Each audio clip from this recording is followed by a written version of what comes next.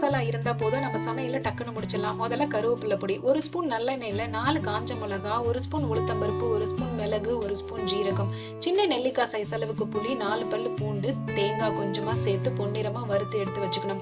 அதே கடாயில கிளீன் பண்ணி ட்ரை பண்ணி வச்சிருந்த கருவேப்பிலையும் சேர்த்து நல்லா வதக்கி ஆற விட்டு மிக்ஸி ஜார்ல தேவையான அளவுக்கு கம்மியா உப்பு சேர்த்து அரைச்சி ஒரு ஏர்டைட் பாக்ஸ்ல எடுத்து ஸ்டோர் பண்ணி வச்சிருங்க.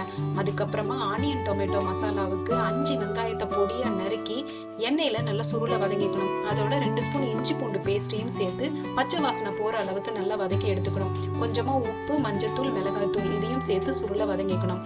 6 தக்காளி எடுத்து மிக்ஸி ஜார்ல போட்டு நல்லா அரைச்சி அதை இதோட சேர்த்து எண்ணெய் பிரியிற அளவுக்கு நல்லா வதக்கி எடுத்து வச்சுட்டு ஸ்பைசஸை செக் பண்ணிட்டு தேவையான அளவுக்கு உப்பு கொஞ்சம் கம்மியாவே சேர்த்துட்டு ஆற வச்சு ஒரு டப்பால போட்டு 3 days வரைக்கும் இந்த மசாலாவை நம்ம ஸ்டோர் பண்ணி வச்சுக்கலாம். இந்த 2 மசாலாவை யூஸ் பண்ணி வேற ரெசிபிஸ் நாளைக்கு பார்க்கலாம்.